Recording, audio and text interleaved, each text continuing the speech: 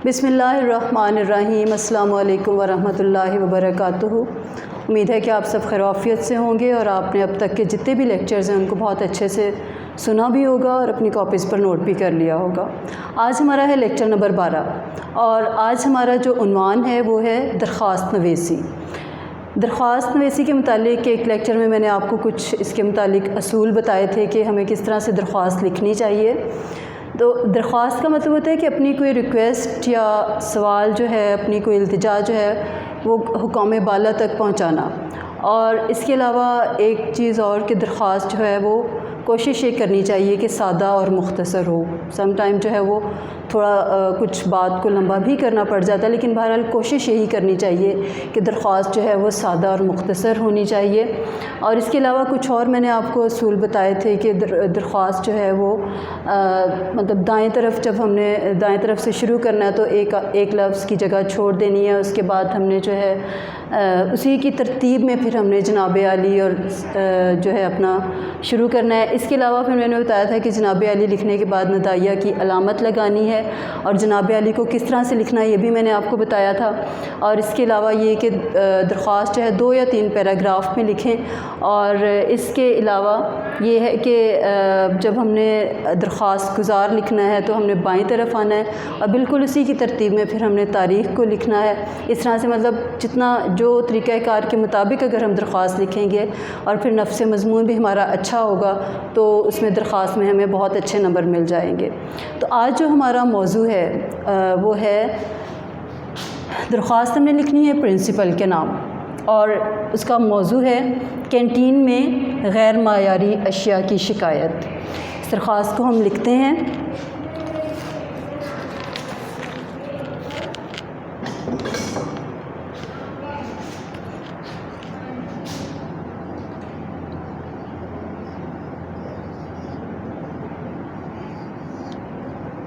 बखिदमत जनाब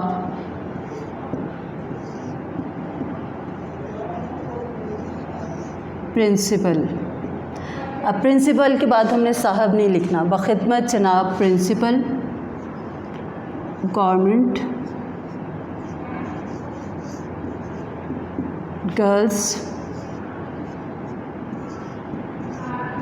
high school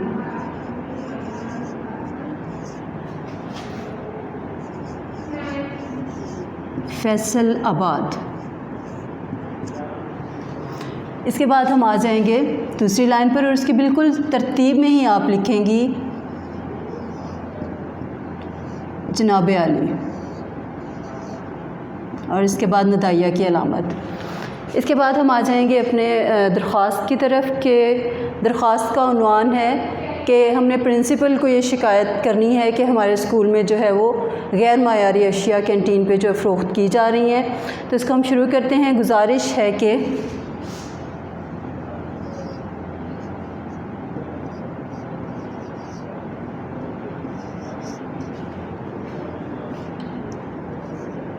मैं जमात शशम की तालिब इल्म हूँ।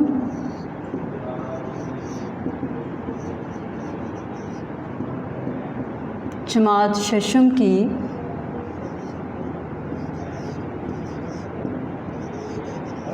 तालिब इल्म हूँ। मैं आपकी तवज्जो एक अहम मसले की तरफ दिलाना चाहती हूँ। मैं आपकी तवज्जो एक अहम मसले की तरफ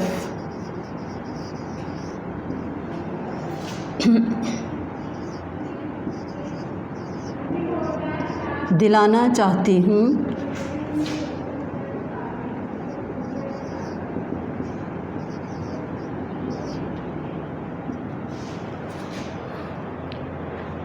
जिसका ताल्लुक़ स्कूल में पढ़ने वाले बच्चों की सेहत से है। जिसका ताल्लुक़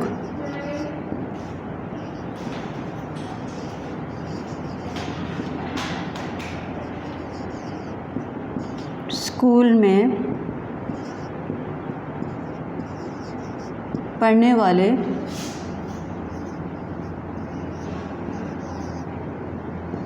बच्चों की सेहत से है। मसला ये है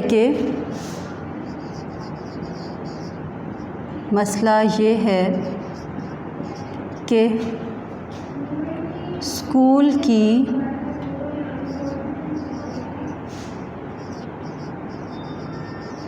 कैंटीन में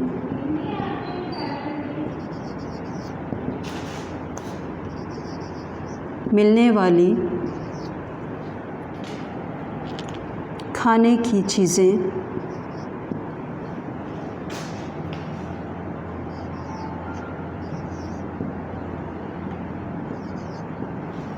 गैर मायारी होती हैं।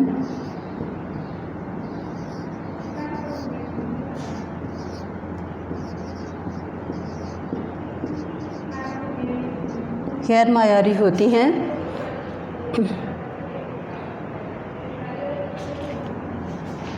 आप जानती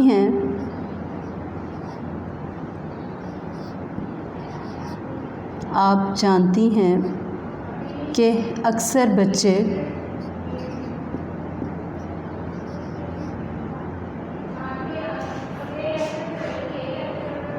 आधी छुट्टी के दौरान,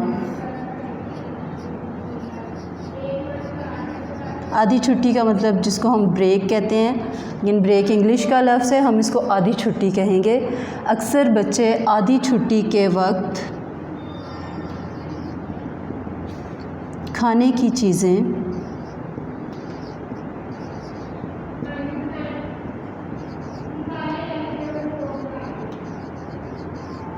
कैंटीन से लेते हैं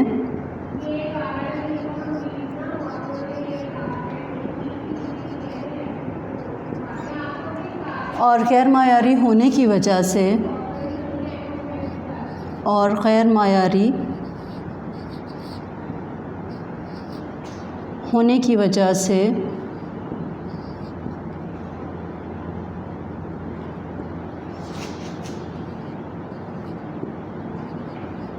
अक्सर बच्चों के पेट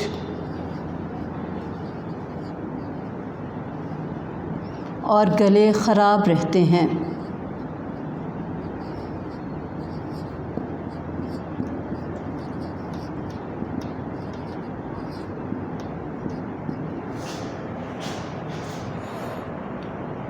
आपसे गुजारिश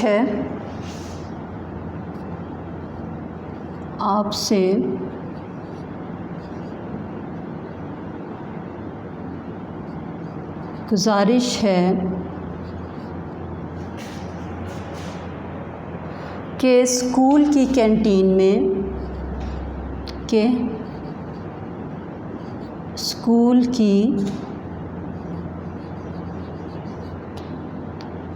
कैंटीन में मायारी अशिया की फ़राहमी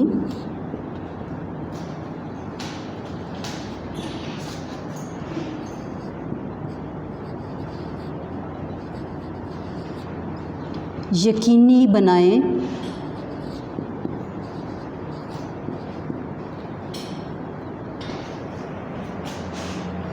ताकि बच्चे बीमारियों से महफूज रह सकें, ताकि बच्चे बीमारियों से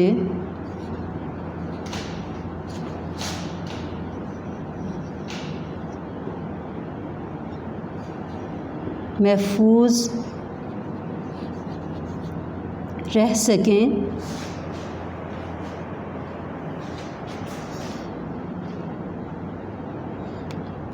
नवाजिश होगी।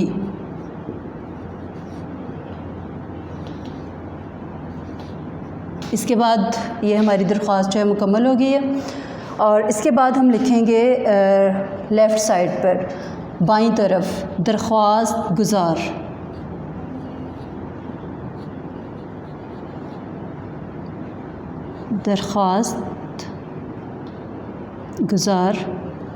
इसके बाद इससे जो नीचे वाली लाइन है उसमें आप लिखेंगी आपकी ताबे फरमान, आपकी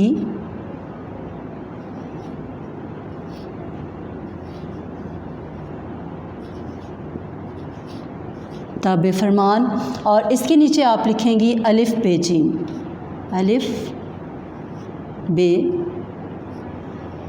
जीम।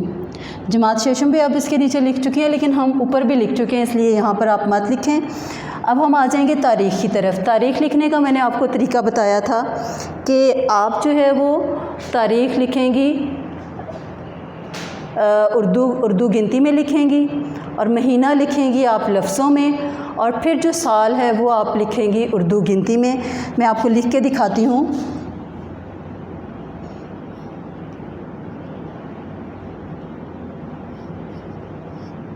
4 जुलाई, और इसके बाद 4 के बाद एक छोटी सी ख़त्मा की अलामत लगाएंगे, जुलाई लिखेंगे, फिर हमने साल लिखना है। ये डॉट ही आपने डालना होता है 2020, ठीक है। ये हमारी तारीख़ लिखी गई। इस तरह से हमारी जो दरख्वास्त है वो मुकम्मल हो गई है।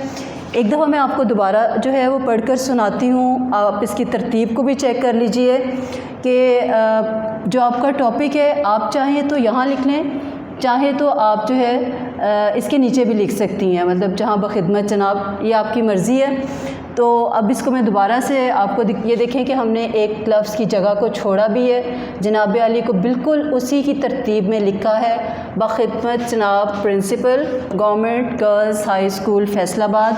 अपने स्कूल का नाम आप मत शो करें, ठीक है, क्योंकि बोर्ड की क्लासेस में आप इसे नहीं लिखते, आपने एक फ़र्ज़ी सा नाम लिखना होता है। उसके बाद जनाब अली, इसके ऊपर हमने कोई खड़ी ज़बर वगैरह नहीं लगाया, ठीक है। गुजारिश है कि मैं जमात शशम की तालिब इल्म हूँ। मैं आपकी तवज्जो एक अहम मसले की तरफ दिलाना चाहती हूँ, जिसका ताल्लुक़ स्कूल में पढ़ने वाले बच्चों की सेहत से है।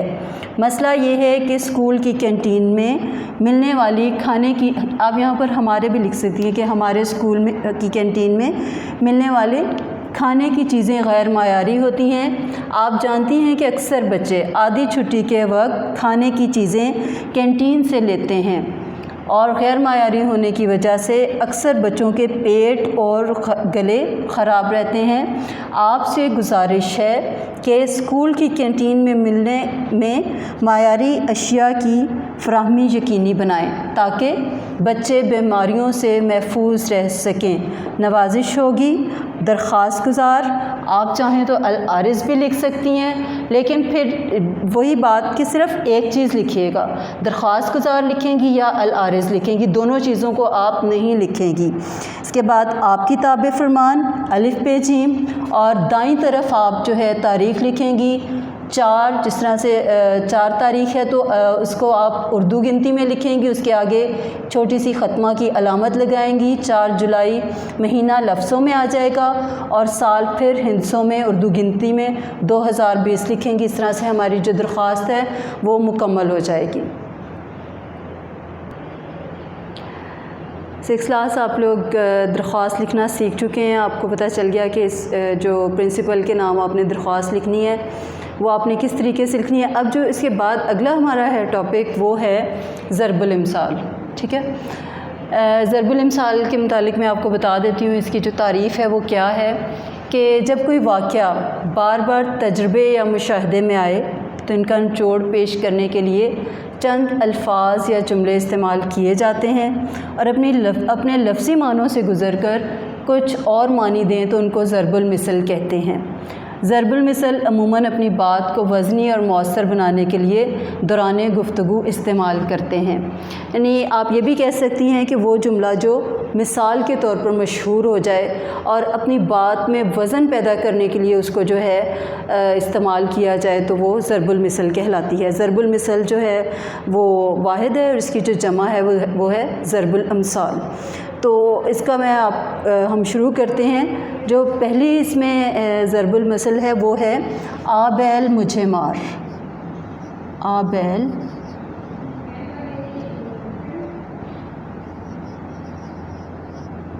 मुझे मार, इसका मतलब क्या होता है? आ बैल मुझे मार, मुसीबत को ख़ुद दावत देना। आ बैल मुझे मार का मतलब होता है मुसीबत को ख़ुद दावत देना। अच्छा, इसके बाद दूसरा है आम के आम गुठलियों के दाम। आम के आम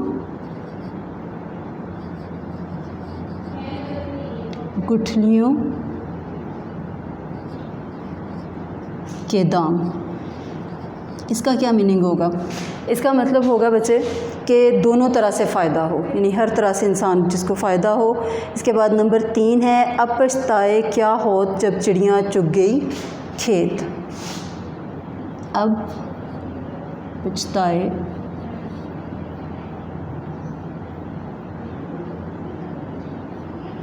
क्या होत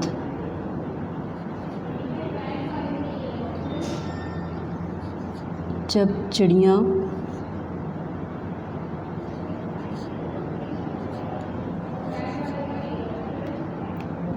ये जगह थोड़ी सी कम पड़ गई है तो मैं इसको थोड़ा सा नीचे करके लिख देती हूँ। चुग गई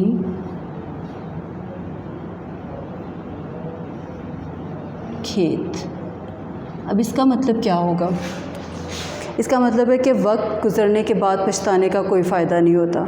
ठीक है, इसके बाद है अगला है अपने मुँह मियाँ मिट्ठू बनना। अपने मुँह मियाँ मिट्ठू बनना, इसका मतलब होता है बच्चे कि ख़ुद अपनी तारीफ़ करना। अपने मुँह मियाँ मिट्ठू बनना, जब कोई ख़ुद जो इंसान अपनी ही तारीफ़ बार बार करता जा रहा हो ना तो उस शख्स के बारे में कहा जाता है अपने मुँह मियाँ मिट्ठू बनना। इसके बाद है उल्टा चोर कोतवाल को डांटे। उल्टा चोर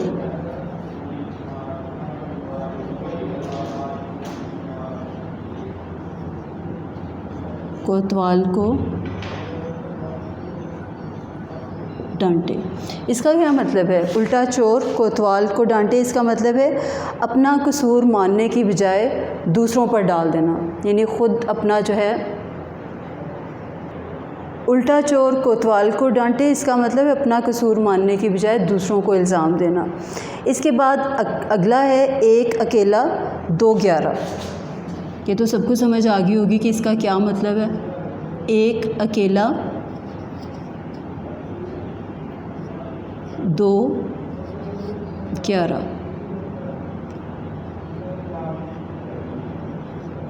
इसका मतलब होता है कि इत्तफ़ाक़ में बरकत होती है। एक अकेला इंसान हमेशा अकेला ही होता है, लेकिन जब वो 2 या 3 या ज़्यादा लोग मिल जाएं तो वो जो है उनके काम में भी बरकत हो जाती है और वैसे भी वो मज़बूत हो जाते हैं, यानी इत्तफ़ाक़ में बरकत होती है। इसके बाद अगला जो है वो है एक मछली सारे जल को गंदा करती है। ये भी मेरा ख़्याल है कि सबको समझ में आ गया होगा कि इसका क्या मतलब है। एक मछली सारे जल को गंदा करती है। इसका मतलब होता है कि एक बुरा आदमी जो है वो सारे ख़ानदान की बदनामी का सबब बनता है। इसके बाद है एक हाथ से ताली नहीं बजती। एक हाथ से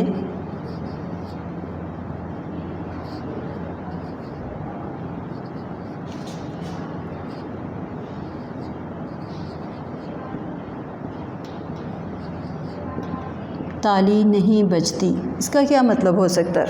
इसका मतलब है बच्चे कि बुराई दोनों तरफ होती है, यानी कोई एक शख्स जो है वो अकेला ही बुरा नहीं होता, दोनों तरफ से जो है वो बुराई जो है वो दोनों तरफ होती है। इसके बाद अगला है 3 में ना 13 में। 3 में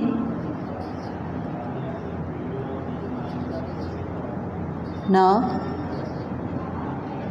13 में, इसका मतलब होता है बच्चे कि किसी गिनती में ना होना। 3 में ना 13 में यानी किसी भी गिनती में ना होना।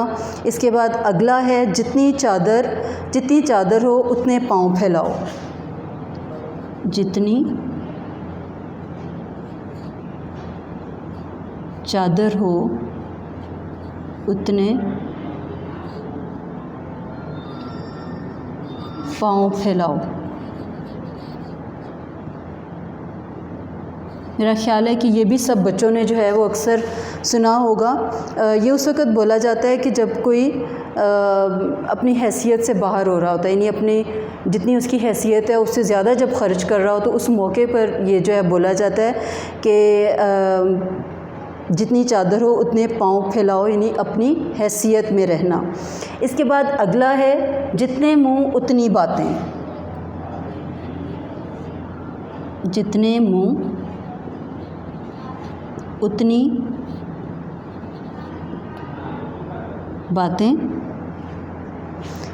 इसका मतलब होता है कि हर एक अपनी समझ से बात करता है। जितने मुँह उतनी बातें, हर एक अपनी समझ से बात करता है। इसके बाद जो है वो है जिसकी लाठी उसकी भैंस।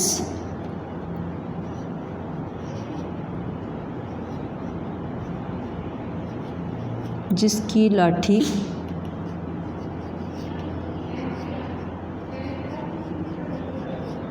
उसकी भैंस।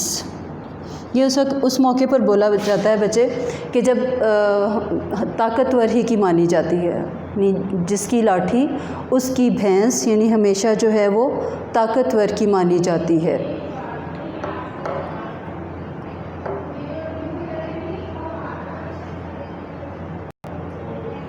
इसके बाद नंबर 13 है, वो है जो गरजते हैं वो बरसते नहीं। जो गरजते हैं वो बरसते नहीं।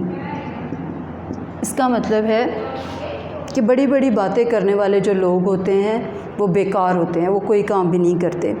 इसके बाद अगला है जैसा देश वैसा भेस। जैसा देश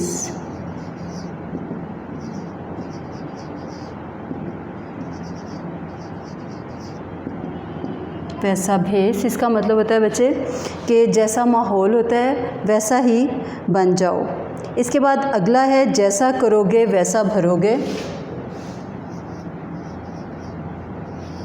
जैसा करोगे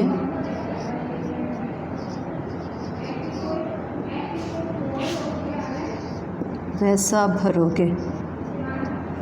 इसका मतलब होता है कि नेकी का बदला नेकी और बदी का बदला जो है वो बदी होता है। इंसान जो कुछ करता है उसे उसके मुताबिक ही मिलता है। तो ये अब आपने लेक्चर सुन लिया। दरख्वास्त आज हमने की, ज़रबुल इम्साल आज हमने की। तो मुझे उम्मीद है कि आप इनको जो है अपनी कॉपीज़ पर बहुत अच्छे तरीके के साथ जो है वो लिख लेंगे, इसको लर्न भी करेंगे। और जब आपका ये यूट्यूब पर आपका ये लेक्चर चले तो उस वक़्त आप इसको बार बार सुनिए। और इसके बाद भी अगर आपको कोई प्रॉब्लम होती है तो जो आपकी ऑनलाइन टीचर्स हैं आप उनसे इसको डिस्कस कर सकती हैं। तो अब इंशाल्लाह अगले लेक्चर में हम मिलेंगे। अल्लाह हाफ़िज़।